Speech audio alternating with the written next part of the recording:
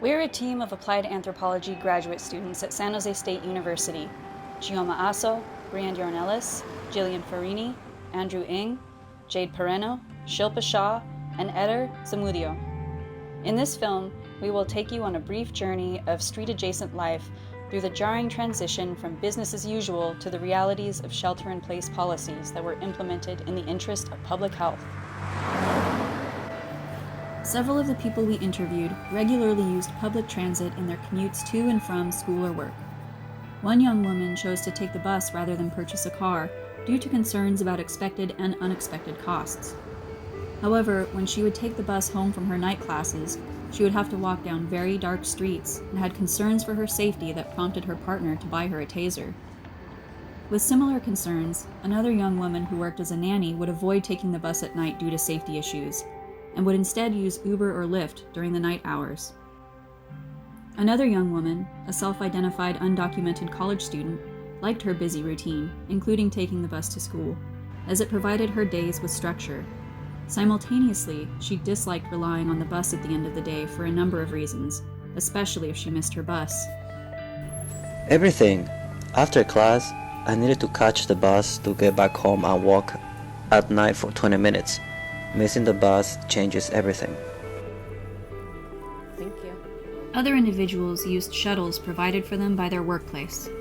An executive assistant of a prominent company in Palo Alto said that she would often take a shuttle to work and occasionally drove or worked from home. She preferred taking the shuttle as opposed to driving herself. I enjoy my freedom when I take the shuttle. I can relax and watch a movie.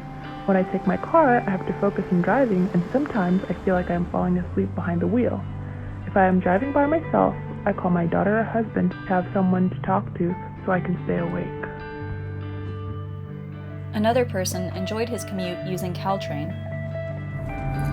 I usually use the Caltrain to get to work since it's quick and I don't have to deal with traffic. I can just relax on my way to work. Other people we interviewed used their personal vehicles in their daily commutes. Two people, an aerospace receptionist and an archaeologist, really enjoyed having their own vehicles, as it allowed them to listen to their own music, go where they wanted or needed on their own time, and meet up with friends to go out to eat, though they disliked the cost of gas, which was compounded by their long commutes to work. Others who commuted long distances found different ways to reduce some of the frustrating realities of travel. One would leave at 4:30 a.m. to avoid traffic and stupid drivers. She also enjoyed the freedom to go out in her spare time, eating, shopping, hanging out with friends and family, and more. Another driver used surface streets to avoid freeway traffic. She did not like her commute because of drivers and pedestrians who don't follow laws. She too liked to spend free time going out with friends, family, and her fiancé. The last time we went out was a weekend in March, and we went to Lake Tahoe, and the casinos were completely full. China, December 2019, another viral illness, possibly originating in a wild animal. Known as the coronavirus, it's spreading at lightning speed. We're now on the verge of reaching 100,000 confirmed cases. The first death was reported in China on January 11th. 2 days later, the virus was reported in Thailand. By the end of the month, it was in at least 8 countries, including the U.S., with the first case in Washington state. I'm thankful that the man who tested positive for this virus acted so quickly and sought treatment. In February, coronavirus got an official name, COVID-19. Co for corona, V for virus, D for disease, and 19 for 2019. In some way, we have all experienced change in our daily lives due to the COVID-19 pandemic. Banality was inverted as things that were once mundane became exhausting, confusing, and even traumatic. Nonetheless, our research team continued to conduct interviews over the phone or through online video chats in compliance with shelter-in-place policies. Not surprisingly, nearly all of the people we interviewed described isolation from family and friends, which has caused an increase in phone calls, texting, or video chats. But these shifting forms of contact have spread beyond loved ones and spilled into other aspects of people's lives. One woman who works at advising high school students and connecting them with scholarships described some of the limitations of strictly online interactions. It is more challenging Being an advisor is difficult because the students respond more with a face-to-face interaction. Online is not that beneficial to them. Students feel less engaged. Many people have temporarily lost their jobs due to shelter in place, dramatically changing people's daily commutes and living situations. The bottom line is folks are supposed to remain within their homes unless they work within what's considered an essential activity or an essential industry. Those are typically industries that involve the provision of healthcare or food. So grocery stores, restaurants, as long as they're not actually serving people on the premises and just serving food to go, things like that. Those kinds of employees can continue to be engaged at work. Everyone else has to stay home. I don't work at the moment because of COVID-19. I'm unemployed. So I was trying to claim my unemployment check, but something went wrong with it. So now I'm dealing with that. One person explained that every member in her household is now unemployed due to the coronavirus. Before losing her job, she experienced a severe cut in hours and tip allowances and was not able to make enough to compensate for the expense of her commute to her workplace in Santa Cruz. She used to love driving her car because it was convenient, but now she can hardly afford gas. And if it weren't for the drop in gas prices, she wouldn't be able to drive at all. To avoid spending money on gas, she drives her car as little as possible.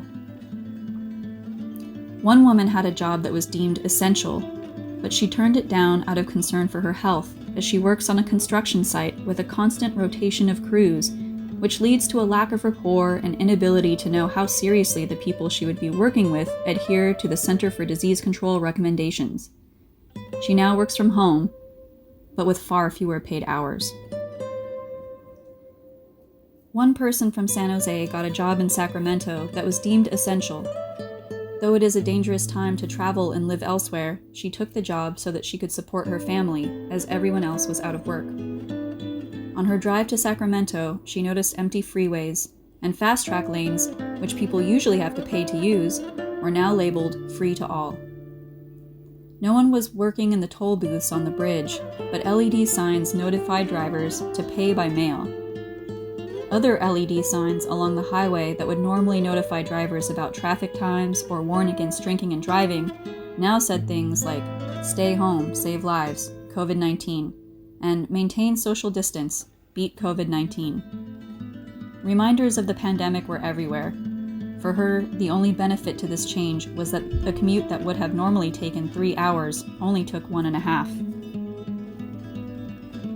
Another woman, who is a doctor in a family medicine clinic, is fortunate enough to keep working as much as before, though, as with college classes and student advising, most medical appointments have been moved online. She is afraid to visit her family for fear of her own health status. I haven't seen anyone since the shelter-in-place order. I'm pretty sure I have COVID, so I don't want to expose anyone. I even told my fiancé I would get a hotel room, but he said no. Whether or not the individuals we interviewed lost their jobs or were able to continue working, everyone reported a difference in the way they got around and what they did when they were in public. Anxieties have congealed around concerns of personal and public health. Most people have reduced the trips they make to the store and must contend with long lines, a shortage of necessities, and a general post-apocalyptic feeling.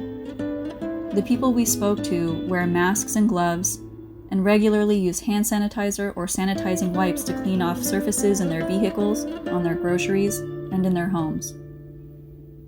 I'm a little more cautious because I won't just get on the VTA or the train like I would before. Now it's like I'd rather be by myself.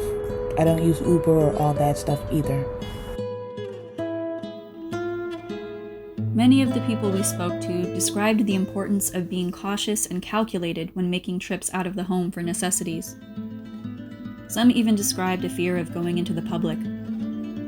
Out of concern, many are paying closer attention to their surroundings outside of the home. One woman described how frustrated she was to see how many people were still out and about, because they're likely not necessary outings. Likewise, another woman talked about her increased awareness of others.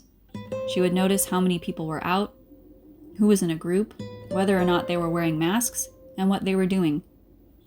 On the other hand, this fear has also interrupted human kindness and the ways in which we help or don't help others.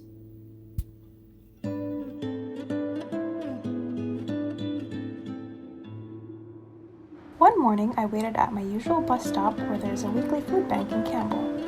I noticed an elderly man with a cane wearing a mask and waiting at the bus stop with a cart full of food.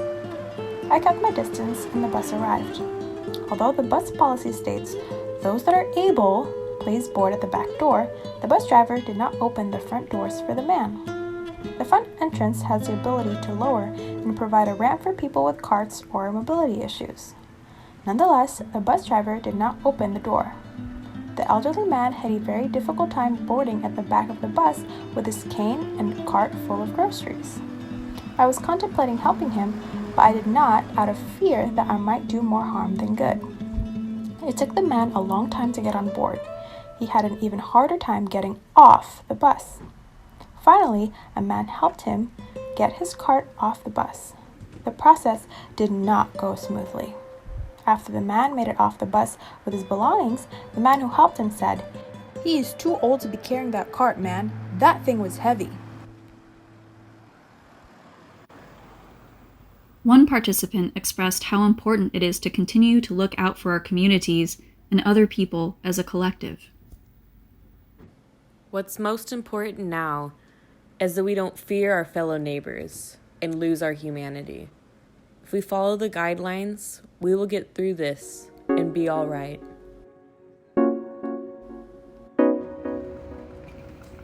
After delving into the recent pre-pandemic past and our pandemic present, our team of researchers conceptualized how this public health crisis may shape transportation and street-adjacent life in the future. We imagined street life in any busy Bay Area city. How could or should that look now in the face of this new normal? Perhaps there would be public hand-washing stations or hand sanitizer dispensers on every block. Where we normally have vending machines with snacks and soft drinks, we might also see masks in the machines, $10 N95s and $3 single-use paper masks. Maybe cities and counties could implement policies that require an increase in the cleaning and disinfecting of public transit vehicles. In addition, public transit companies would have cleaning teams who regularly disinfect transit vehicles, trains, and light rails.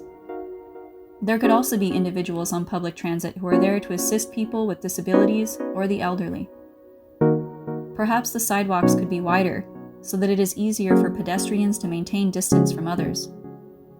Maybe long bus stop benches will be replaced with single seating that is spaced out. Some smaller and less busy streets could be closed to vehicles and used only for pedestrians, bicycles, skateboards, and the like. Finally, we might see street signs that remind the public to maintain physical distance, wear masks, and wash their hands.